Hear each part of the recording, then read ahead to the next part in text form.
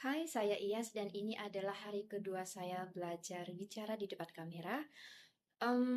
Jika kemarin saya sudah perkenalan siapa saya dan apa yang saya lakukan, apa yang saya tulis, hari ini mungkin akan lebih fokus kepada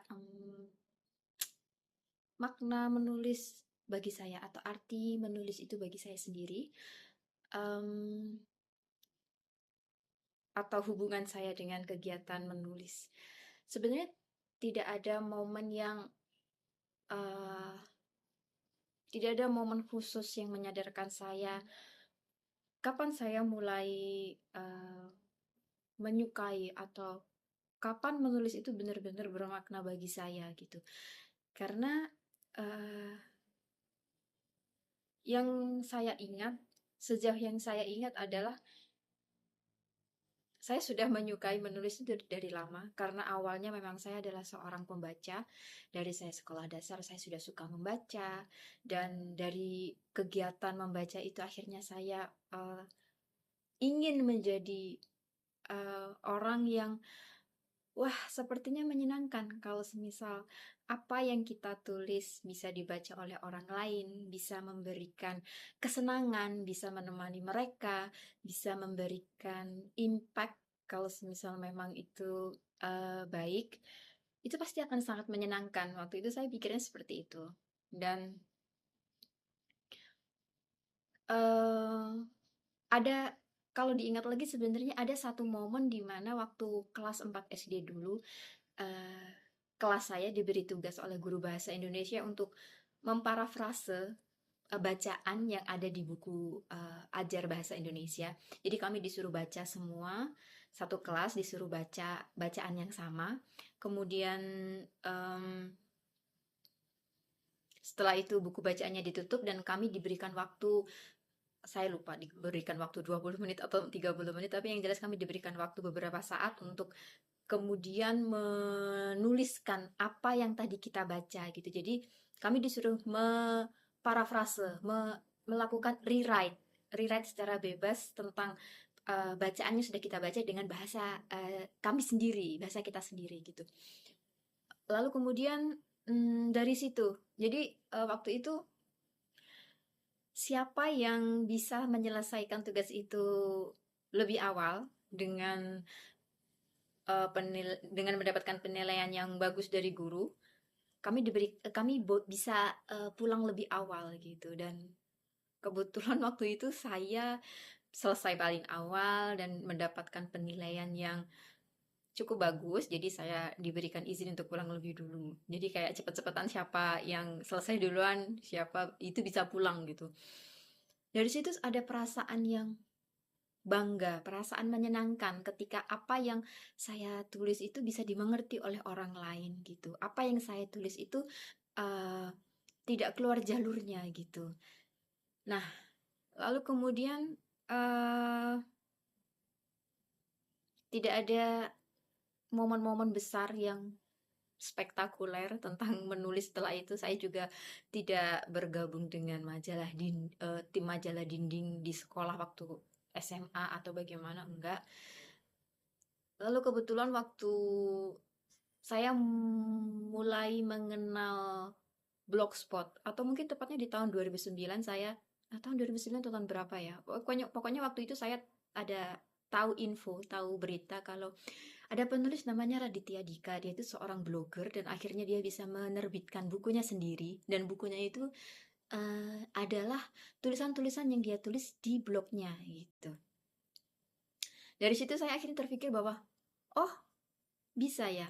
Ternyata oh ada yang namanya blogspot gitu. Oh ternyata aku nggak tahu ya, Radit waktu itu nulisnya di blogspot atau di WordPress, pokoknya dia ada di blog pribadi. Dan saya pikirkan waktu itu, oh ternyata apa yang kita tuliskan di blog pribadi kita ada kemungkinan akhirnya bisa menjangkau pembaca yang lebih luas dengan buku itu kemudian dicetak oleh penerbit gitu kan.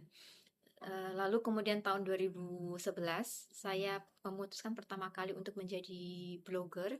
Waktu itu saya menulis soal apa ya? Saya lebih waktu awal-awal menulis saya lebih sering menulis puisi, menulis cerpen, kemudian di waktu ada demam K-wave atau Korean wave itu ada yang namanya Sumpi. Sampai sekarang mungkin sepertinya masih platformnya. Dia itu kan portal berbahasa Inggris dan di kita itu masih waktu itu tahun-tahun 2011-an, 2012 itu masih jarang banget gitu loh yang portal berita yang mengulas soal budaya Korea waktu itu. Jadi saya memutuskan untuk oke, aku membaca berita-berita di Sumpi atau portal media yang lain yang mengulas soal K-wave itu, lalu kemudian saya terjemahkan ke dalam bahasa Indonesia. Jadi itulah awal mula saya mulai aktif menjadi seorang blogger. Lalu kemudian saya berkenalan dengan komunitas buku dan saya mulai bergeser untuk menjadi pengulas buku, lalu mengulas film juga gitu. Lalu di saat pekerjaan mulai mengambil alih perhatian, kegiatan menulis ini benar-benar sempat tidak saya lakukan sama sekali. Nah, di waktu itu mungkin saya tidak menyangka sih kalau ketika saya nggak menulis saya akan ngerasa kosong atau gimana, tapi ternyata ada perasaan tertinggal. Bukan tertinggal yang nggak ngerasa produktif atau gimana ya, tapi kayak saya merasa bukan diri saya gitu loh. Kayak kehilangan bagian dari diri saya karena saya tidak melakukan hal yang saya senangi lagi, yaitu menulis gitu. Lalu waktu tahun 2000 akhir 2024 saya akhirnya mulai aktif lagi menulis di Medium. Di situ saya memfokuskan yang sebelumnya saya menulis lebih sering menulis soal fiksi, lebih menulis soal ulasan film.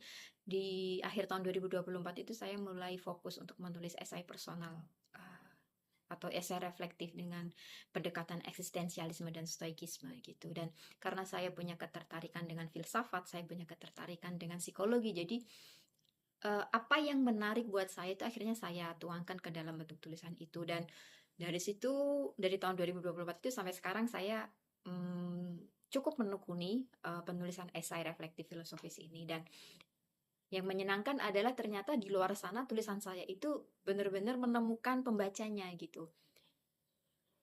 Suatu hal yang sebelumnya tidak pernah saya kira. Mungkin dulu waktu mengulas film, apresiasi dari pembaca tuh paling seperti kayak, oh makasih ya udah nge-review gitu. Terima kasih ulasannya sangat membantu, jadi pengen nonton. Mungkin hanya seperti itu. Itu sebenarnya menyenangkan juga buat saya. Tapi ketika menulis esai reflektif yang sangat personal sekali dan ada di ranah psikologi gitu ya. Ada beberapa pembaca yang akhirnya menghubungi saya lewat pesan pribadi di Instagram. Mereka menyampaikan bahwa apa yang saya tulis itu membantu mereka, membuat mereka merasa ditemani, membuat mereka merasa dipeluk gitu. Nah, dari situ saya merasa bahwa oh, ternyata tulisan saya bisa menjangkau dan menyentuh pembaca saya sedemikian rupa gitu. Dan hal itu yang membuat saya akhirnya oke, saya akan memberikan kesempatan lebih banyak kepada diri saya, ngepush diri saya lebih jauh untuk bisa lebih dari ini gitu. Saya kira itu sih. Menulis, saya tidak pernah ada momentum yang sangat besar tentang menulis, tetapi jika ada teman-teman yang lain mungkin merasa menulis itu menyelamatkan kehidupan mereka, kalau untuk saya sendiri, menulis itu merupakan bantuan atau tangan lain dari semesta yang membantu saya untuk bertahan melewati dunia ini, untuk menghadapi dunia ini dengan kepala yang senantiasa riuh, yang senantiasa bising. Dan dengan menulis itu, apa yang ada di kepala saya itu paling tidak bisa lebih rapi, bisa lebih tenang, dan dengan hal itu saya bisa melihat semuanya menjadi lebih jernih. Oke, terima kasih. Ini adalah video hari kedua saya dan semoga saya konsisten. Bye.